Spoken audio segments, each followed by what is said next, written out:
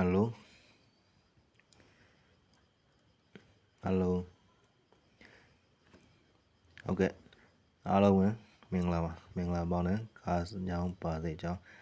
ကျွန်တော်ဒုတိယဖို့ဆို channel ရနေပြီးတော့မှနှုတ်ခွန်းဆက်တာကာရပြုလိုက်ပါတယ်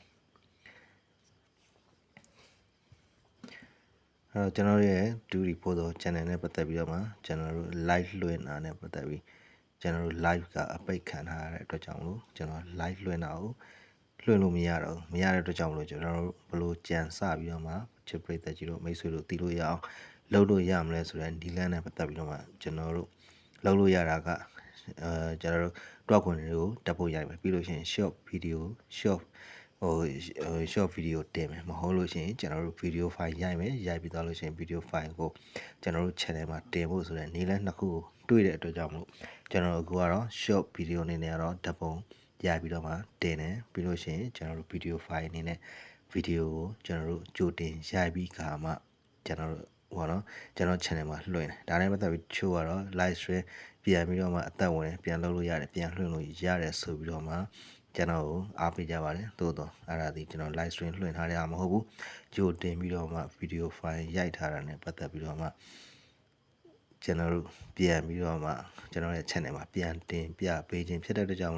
အချိန်အားဖြင့်ကတော့ live stream အားဖြင့်ဆိုလို့ရှိရင်ကျွန်တော်တို့သေချာရှင်းပြလို့ရတယ် video file ဖြစ်တဲ့အတွက်ကြောင့်မလို့ကျွန်တော်တို့ကြိုတင်ပြီးတော့မှစီစဉ်ထားတဲ့ဟာကိုအချိန်အကန့်အသတ်နဲ့ကျွန်တော်တို့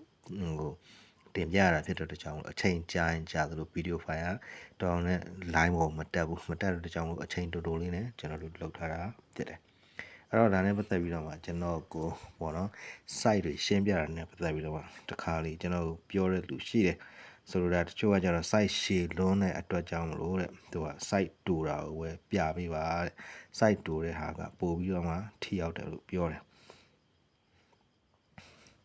နော်ပို့ပြီးတော့မှထိရောက်တယ်လို့ပြောတယ်ဘယ်လိုပဲဖြစ်ဖြစ်ကျွန်တော်တို့ကဘယ်လိုဖြစ်လဲဆိုတော့ခါကျတော့၄ပင်ဆိုင်ပဲဖြစ်ဖြစ်၃ပင်ဆိုင်ပဲဖြစ်ဖြစ်အပင်ရှည်တာကိုပဲဖြစ်ဖြစ်သူကသူ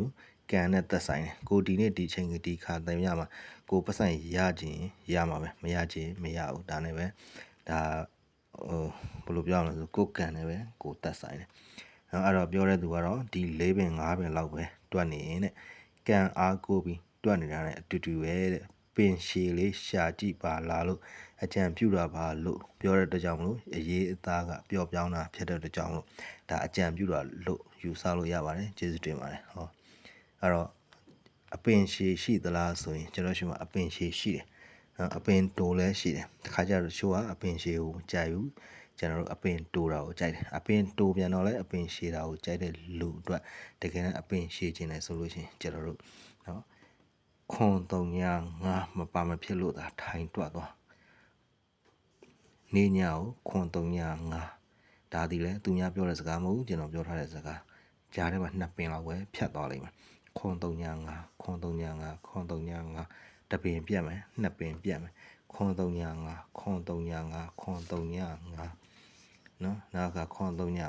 5တပင်ပြတ်မယ်ခွန်3ည5ခွန်3ည5ခွန်3ည5ခွန်3ည5နေကုန်ကျွန်တော်တို့မပါမဖြစ်ခွန်3ည5ခွန်3ည5ဆက်ကြည့်လိုက်အဲ့ဒါဆိုရင်အပင်ရှည်ဖြစ်လိမ့်မယ်အဲ့တော့အပင်ရှည်ဆိုလို့ရှိရင်ဒီအပင်မှာလဲကျွန်တော်အပင်ရှည်ပဲနော်အပင်ရှည်ကြိုက်တယ်လို့ပြောရင်တော့ဒီအပင်ကိုကြည့်ပါအကြံပြုတာပဲဖြစ်ဖြစ်ဘယ်လိုသဘောနဲ့ပဲပြော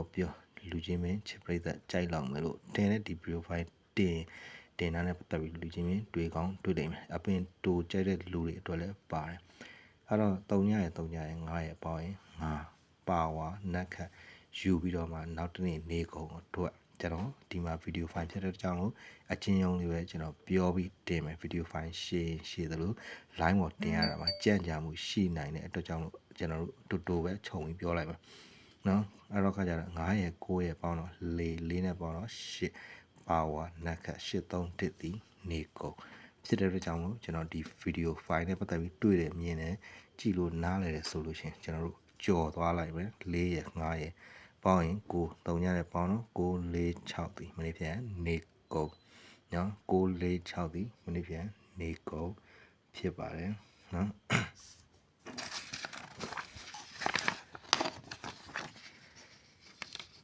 အဲ့ဒါပြီးရင် ခွန်ရဲ့9ရဲ့ပေါင်းတော့2 6နဲ့ပေါင်းတော့8နက်ခတ်ဒီ1 8တစ်ဒီကျွန်တော်တို့1ငိမ့်သွားမယ်4ရဲ့9ရဲ့ပေါင်းတော့3 6နဲ့ပေါင်းတော့9နက်ခတ်ဒီ6 9 6ဒီ1ငိမ့်သွားမယ်3ညရဲ့3ရဲ့ပေါင်းတော့3ရဲ့5ရဲ့ပေါင်းတော့8နက်ခတ်ဒီ1 8တစ်ဒီ1ငိမ့်သွားမယ်နော်8တစ်1ငိမ့်သွားမယ်ခွန်ရဲ့4ရဲ့ပေါင်းတော့1 4နဲ့ပေါင်းတော့5နက်ခတ်ဒီ3 5 3ဒီ1ငိမ့်သွားမယ်နှစ်ကဲ3ညရဲ့ပေါင်းတော့နှစ်နဲ့ပေါင်းတော့4နှစ်ဒီ1ငိမ့်သွားမယ်3ခွန်ပေါင်းခြင်းဒီ30နှစ်နဲ့ပေါင်းတော့နှစ်နက်ခတ်ဒီ4နှစ်4ပြည့်တဲ့ကြောင့်လို့1ငိမ့်အဲ့တော့နောက်မနစ်ဖြန်နေ့လေအတွက်ဆိုရင်ကျွန်တော်တို့ခွန်5ပေါင်းခြင်းနှစ်3ညနဲ့ပေါင်းနှစ်နက်ခတ်ဒီ4နှစ်4ဒီ1ငိမ့်ကျွန်တော်တို့အရှင်းမှာပြောခဲ့ပြီးသွားပြီ6 4 6က1ငိမ့်နှစ်4က1ငိမ့်အခုမှ2ပင်ပဲရှိသေးတယ်နောက်တစ်ပင်9ရယ်ပေါင်းတော့30နှစ်နဲ့ပေါင်းတော့နှစ်ခွန်4ဒီ1ငိမ့်အခုကျွန်တော်3ပင်เนาะဒါနဲ့ဆိုရင်3ပင်အရှိမတပင်ကျွန်တော်ပြောပြသွားပြီခွန်3ည5မပါမဖြစ်နေကုန်လို့ပြောထားတဲ့အတွက်ကြောင့်ကျွန်တော်4ပင်ဖြတ်သွားမယ်เนาะကီးတွေပဲအရင်ပြောမယ်9နှစ်ဒီနှစ်ခွန်4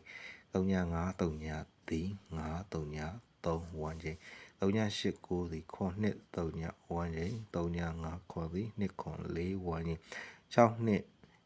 9ဒီခွန်နှစ်3ည1ငိမ့်ခွန်4 3ညဒီ168 1ငိမ့်ဖြစ်တဲ့ကြောင့်မလို့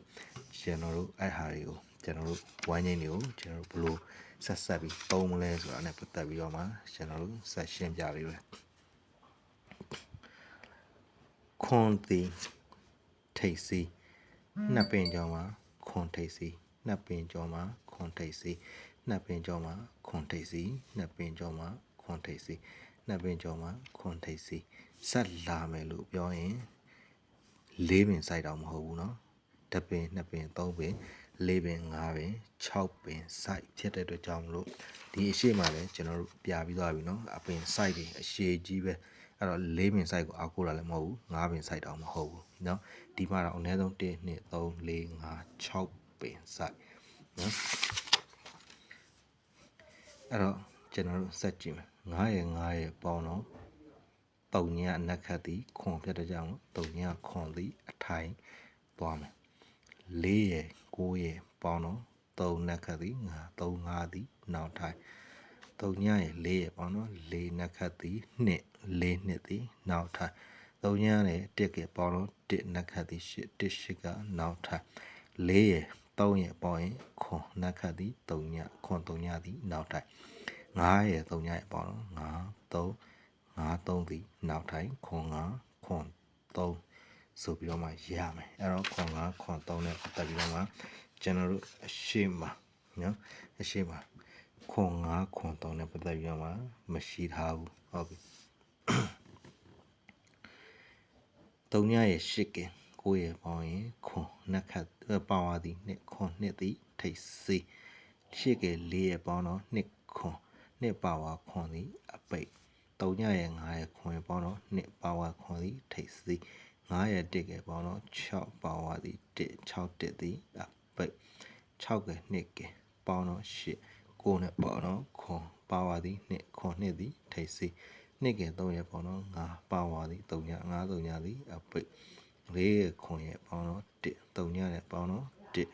1ပါဝါ6သည်ထိတ်စီ4ရဲ့3ညရဲ့ပေါင်းတော့4ပါဝါသည်9ဖြစ်တဲ့ကြောင့်4 9သည်အပိတ်လို့ပြောရင်1 4 1 9 6 4 6 9လို့ပြောတဲ့အတွက်ကြောင့်လို့ကျွန်တော်တို့အရှိမရှာထားတယ်1တွေ6တွေရှိတယ်4တွေရှိတယ်9 4 6ရှိတယ်ဒါဆိုရင်ချစ်ပရိသတ်ကြီးတို့နော်အချမ်းမြင်ကြည့်လို့ရမယ်တွက်လို့ရမယ်အဲ့တော့ဒါ4ကို2ခုနိုင်ရှင်ပြီးကြည့်လို့ရအောင်ကျွန်တော်ဗီဒီယိုဖိုင်ထဲမှာပဲဓာတ်ပုံရိုက်သလိုကျွန်တော်အချိန်ယူပြီးပြပေးမယ်ပြီးရင်ဒါလေးကိုပြပေးမယ်3ပင်စိုက်မဟုတ်4ပင်စိုက်မဟုတ်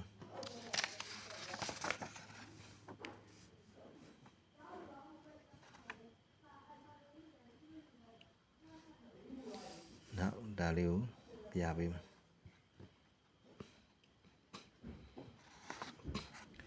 ဟုတ်ပြီအဲ့ဒါပြီးလို့ရှိရင်အကယ်၍များကျွန်တော်တို့ဒီထက်မကခဏန်းလေးလိုချင်တဲ့စီပေးပါလို့ပြောရင်နော်ကျွန်တော်ရဲ့ Viber ခွန်ကိုရှိလေ3ခွန်4ရအောင်လာရောက်ဆက်သွယ်ပြီးတော့မှကျွန်တော်တို့နေညခဏန်းနဲ့ပတ်သက်ပြီးတော့မှအမှားမှန်လက်ခံနိုင်တယ်ဆိုလို့ရှိရင်ကျွန်တော်တို့လာယူလို့ရပါတယ်ကျွန်တော်ပေးတဲ့ပုံစံကကျွန်တော်တို့ပေးတဲ့ပုံစံဒီပုံစံအတိုင်းပဲပေးမယ် main to main တာ main ငွေကြေးတွေထည့်ထားတယ်နမူနာထိုးကြေးပေါင်းတွေပါတယ်ပြီးရင် main ထိပ်တွေပါတယ် main ပိတ်တွေပါတယ် break တွေလို့ပြီးလို့ရှိရင်ကျွန်တော်တို့ခွေထိုးရပါမယ်ဒီနေ့တော့အောင်မြင်မှုရှိသလားဆိုတော့ဒီနေ့အောင်မြင်မှုတော့ကျွန်တော်တို့မရှိလိုက်ဘူးထိတာကတော့အပိတ်3ပဲအောင်မြင်မှုရှိလိုက်တယ်အဲ့တော့ယုံကြည်တယ်အမှားမှန်လက်ခံနိုင်တယ်ဆိုရင်ကျွန်တော်ဒီဖုန်းနံပါတ်ကို Viber နဲ့လာပြီးဆက်သွယ်လို့ရပါတယ်အဲ့တော့ဒါနဲ့ပတ်သက်ပြီးတော့မှကျွန်တော်တို့အဖွဲ့ဝင်ကြီးမန်မာကြီးကျွန်တော်တို့ပေးရမလို့ပါဘူးကျွန်တော်တို့အဖွဲ့ဝင်ကြီးမန်မာကြီးပေးရမလို့ပေါက်ပေးရမလို့ပို့ထိုးပေးစရာမလို့ကျွန်တော်ဖုန်းနံပါတ်ကိုလာကြွားပြီးတော့မှအမှားမှန်လက်ခံနိုင်တယ်သိခံနိုင်တယ်ဆိုတော့ဒါကောက်ကိုရွေးထိုးမယ်ကိုဖြစ်ကိုခံကိုထိုးကိုယူဆိုရင်တော့လာယူပါ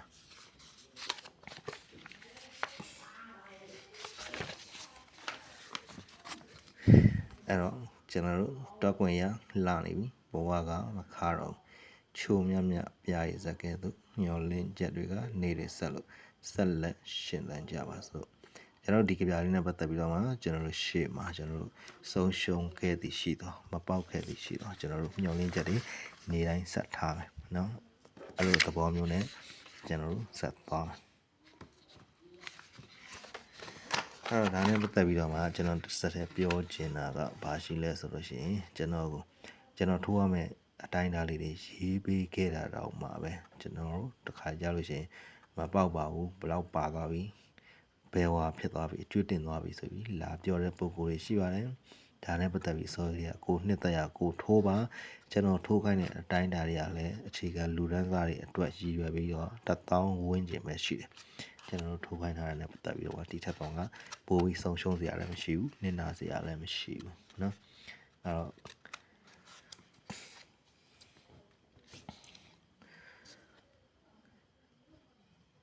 ပြီးတော့ကျွန်တော်ရဲ့တင်ဆက်ချိန်နဲ့ပတ်သက်ပြီးတော့မှပြောမယ်ဆိုလို့ရှိရင်အခုကျွန်တော်မှဒီဟာလေးတွေကိုကျွန်တော်တင်ဆက်နိုင်ဖို့အတွက်ကိုအချိန်တစ်နာရီကြိုယူပြီးတော့မှကျွန်တော်တင်ဆက်ရတယ်ပြီးရင် live လွှင့်ဖို့အတွက်ကိုကျွန်တော်တို့ video file တင်ဖို့အတွက်ကိုနိုင်ဝက်အချိန်ယူရတယ်ဆိုတော့အတွက်ကြောင့်မို့ကျွန်တော်9နာရီမှာကျွန်တော် video ရိုက်တယ်ရိုက်ပြီးလို့ရှိရင်ကျွန်တော်တို့တင်တယ်10နာရီမှာပုံမှန်ကျွန်တော်ပြည်သက်တွေရှိတဲ့အတွက်ကြောင့်မလို့ live မှာတင်နိုင်အောင်ကျွန်တော်အချိန်ကြီးစူးစမ်းပေးထားတာဖြစ်ပါတယ်ဒါကလည်းကျွန်တော်တို့ဘသူအတွက်မှမဟုတ်ဘူးရှင်လဲလျှောက်တာပြလဲဆဲတာဆိုတဲ့သဘောမျိုးကျွန်တော်ကတွက်ခွင်တွက်ပြပေးတယ်အကုန်လုံးကဒါနဲ့ပတ်သက်ပြီးတော့မှကျွန်တော်ရဲ့ဒီတွက်ခွင်နဲ့ပတ်သက်ပြီးတော့မှနောက်တစ်နေ့မှာအောင်မြင်မှုရရှိစေဖို့အတွက်ကိုရည်ရွယ်ပြီးတော့မှကျွန်တော်ကဆောင်ရွက်ပေးတာဖြစ်တယ်တခြားကျွန်တော်အတွက်ဘာကမ်းမှမရှိဘူးကိုထိုးကိုယူဖြစ်တဲ့အတွက်ကြောင့်မို့နှစ်သက်တဲ့ကဏ္ဍကိုပဲယူထိုးကြပါအားလုံးကျေးဇူးတင်ပါတယ်ကျွန်တော်ရဲ့ဟောတော့ live stream မရှိတဲ့အတွက်ကြောင့်မလို့ပြောလို့ဆိုလို့တဲ့ဟာနဲ့ပတ်သက်ပြီးတော့မှကျွန်တော်တို့ဒီလောက်ပဲကျွန်တော်တို့ပြောလို့ရပါမယ်အားလုံးကျေးဇူးတင်ပါတယ်တူရီဖို့သော channel ကနေပြီးတော့မှအားလုံးချစ်ခင်နှစ်သက်စွာဖြင့်အစဉ်ကြိုးစားပေးနေလျက်ဆိုတော့အတိပေးလိုပါတယ်အားလုံးကျေးဇူးတင်ပါတယ်